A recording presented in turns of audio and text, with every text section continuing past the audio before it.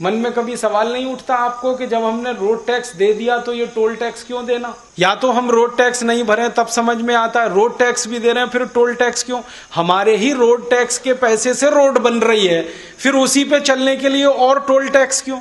और हर 20, 25, 50 किलोमीटर पर क्यों? एक दिन मैंने हिसाब निकाला था, दिल्ली से कलकत्ता अगर गाड़ी से आप चले जाएं तो डीजल के खर्चे से ज्यादा टोल टैक्स का खर्चा है दिल्ली से कलकत्ता, सड़क रास्ते से आप चले जाएं। तो हम हिंदुस्तान की सरकार को इनकम टैक्स के रूप में, कॉर्पोरेट टैक्स के रूप में, एक्साइज ड्यूटी के रूप में, वैल्यू एडेड टैक्स के रूप में, सेल्स टैक्स के रूप में, सेंट्रल सेल्स टैक्स के रूप में, रोड टैक्स के रूप में, टोल टैक्स के रूप में, प्रॉपर्टी टैक्स के रूप में, हाउस टैक्स के रूप में, 64 तरह के टैक्स के रूप में हर साल हम 20 लाख करोड़ दे देते हैं। फिर हमारी गरीबी, भुखमरी, बेकारी क्यों होनी? 20 लाख करोड़ पता है कितना धन होता है?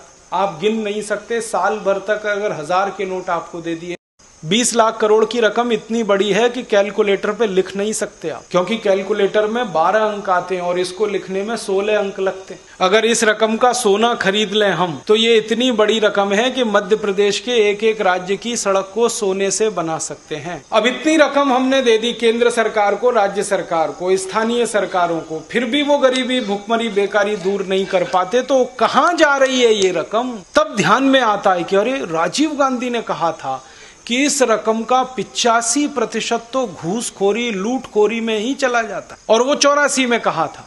हो सकता है 2009 में इस रकम का 90% घूसखोरी, लूटखोरी और भ्रष्टाचार में चला जाता हो, 10% ही काम में आता। तो हमारे समझ में बात आ गई, वो ये आ गई कि इस पूरी की पूरी रकम का इस देश के नेता और अधिकारियों में बंदर बांट होता है, घूसखोरी, रिश्वतखोरी के नाम।